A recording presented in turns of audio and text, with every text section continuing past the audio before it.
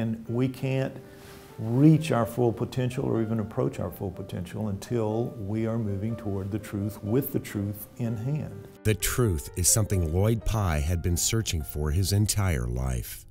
Born September 7, 1946 in Louisiana, he earned a football scholarship to Tulane University in New Orleans as a running back and a punter. He graduated with a Bachelor's of Science degree in psychology, and from there he joined the U.S. Army as a military intelligence specialist.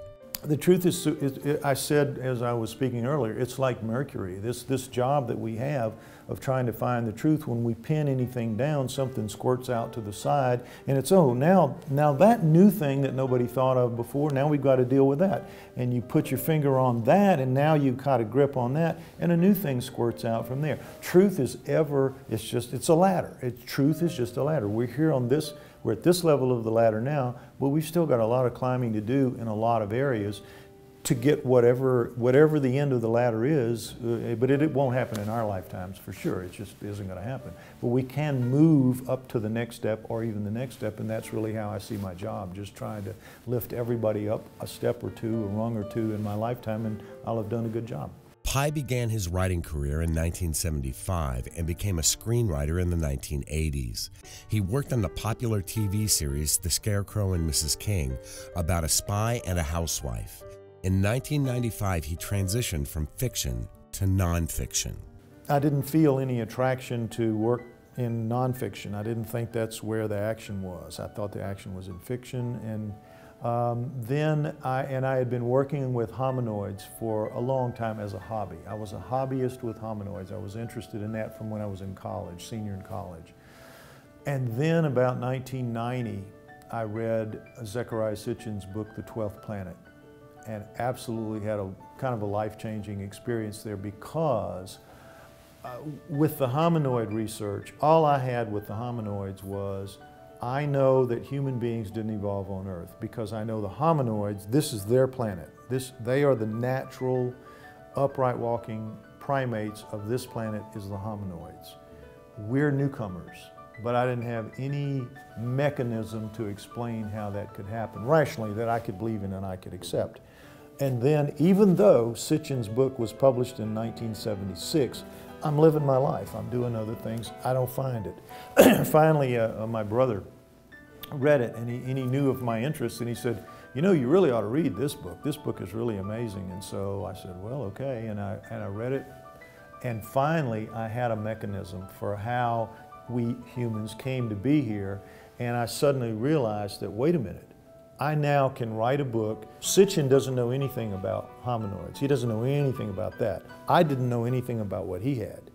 But if I put these two things together, if I meld them, I will come up with something new and original and important that people will notice, and they did. And it was an overnight success in the field of alternative knowledge. 12 years to the day from when I see it, I get what is essentially the proof that we've been looking for the whole 12 years. That's a miracle. His career as a researcher, speaker, and author led him to his work with the Starchild skull, and since 1999, Lloyd Pye and the Starchild Project have studied the 900-year-old human-like skull, trying to find answers about its true origin. That has been his primary focus, and in 2011, he spoke at the International UFO Congress about his findings. Now, an electropherogram analysis of human DNA and Starchild DNA. This is a test with tighter parameters. The Starchild clearly, this is the beginning and the end, the Starchild clearly is not entirely human if you go with that test. One of the more frustrating aspects to Pye's work was going up against what he described as the brainwashing that goes on in the education system, as well as his frustration with breaking beyond the barriers of contemporary science's viewpoints. The brainwashing is a part intention and part ignorance. A part intention is that science needs everybody to believe they're on top of their game all the time. That's the intention. The ignorance is that the people down at the ground level teaching it don't question what they're being told. They just parrot out what they're told to teach, and they teach it. I understand that this is a game, and there's another side, there's another team on the field. and we've got to play against them, and we've got to play, with rules and all of that. So, and I'm very confident that my team's going to win in the end, and it gives me a sense of security and a sense of calm, but it doesn't take away a sense of frustration and a sense of annoyance that it has to take so long and it has to be so difficult, because it really is difficult. They are a very big team, a very powerful team, a very experienced team. And we're just a bunch of ragtag kids trying to put something together against them, but we're doing it and we're going to win. We are going to win. Right is on our side. Today is July 21st, 2013.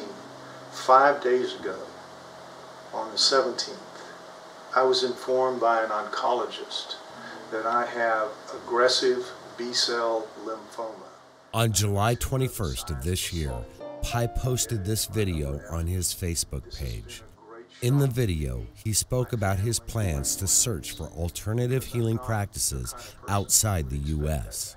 His nephew then posted this message on December 9th. This is Lloyd's nephew. Lloyd Pye passed away at approximately 6:15 p.m. Central Time, USA. Lloyd was surrounded by family and died in his mother's arms.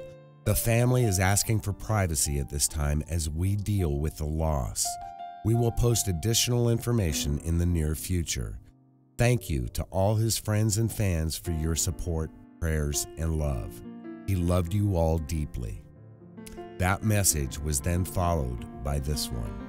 We have had requests for a way to send cards and letters to the family. Cards and letters can be sent to Lloyd's family, care of Byron S. Stone, P.O. Box 1413, Destin, Florida 32540.